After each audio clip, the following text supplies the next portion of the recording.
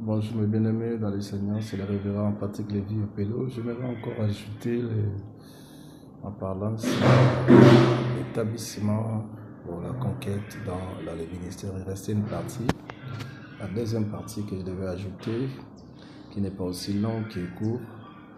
Nous lisons dans Acte 27, verset 23. Paul est en train de parler d'un ange. Il dit, l'ange, un ange de Dieu en qui j'appartiens, que je sers, m'est apparu cette nuit. Waouh! C'est que nous devons comprendre lorsque nous parlons sur l'établissement pour la conquête dans les ministères. Tu ne peux jamais conquérir et réussir dans les ministères sans qu'il y ait l'intervention angélique. Parce que les ministères, on ne l'exerce pas seulement avec le Saint-Esprit. Chaque appel, chaque ministère est doté d'un ange.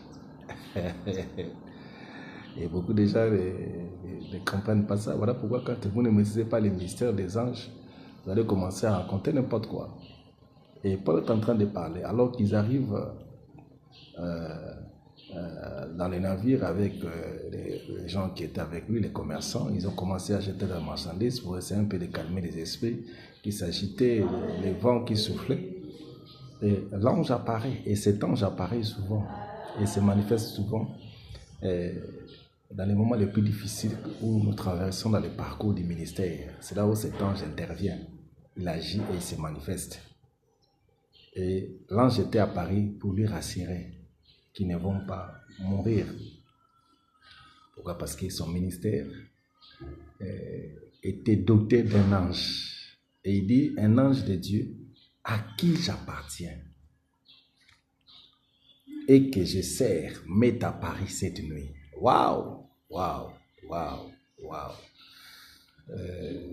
On a toujours pensé que les ministères, on l'exerce toujours, il faut être un homme de prière et de jeûne, et il faut être conduit par le Saint-Esprit. Mais en dehors du Saint-Esprit, je dis toujours aux âmes, à nos bien-aimés, que quand on parle de christianisme, c'est le monde des esprits. Et si le christianisme est le monde des esprits, à combler plus fort le ministère. Voilà, Paul est en train de témoigner. Vous allez aussi voir, alors, le jour où Pierre était arrêté, on l'a mis en prison. L'église a commencé à prier pour Pierre. Et c'est là où ils ont activé l'ange qui était doté par rapport à sa mission, par rapport à son ministère, aller les secourir en prison. Et cet ange est parti. Et il a fait sortir Pierre de la prison. Pierre voyait, c'est comme si c'était comme un rêve. Parce que vous ne pouvez pas accomplir votre mission selon la paix, selon le ministère que vous avez reçu, sans être doté d'un ange qui va marcher avec vous, qui va fonctionner avec vous par rapport à votre mission. Et quand l'église a prié, et c'est comme ça que l'ange a été activé. Il devient opérationnel, il agit. Lorsque tu élèves le niveau de ta prière, de ta relation avec Dieu dans le ministère, c'est alors que cet ange sera activé et il va commencer à agir, à se manifester, à se révéler. C'est dans ton parcours ministériel. Et l'ange est allé, il a libéré Pierre.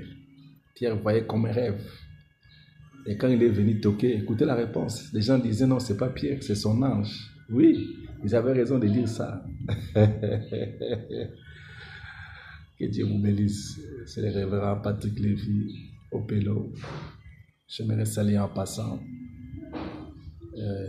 mes bien-aimés qui m'encouragent, qui me soutiennent dans cette école de transfiguration. Que Dieu vous bénisse. Amen.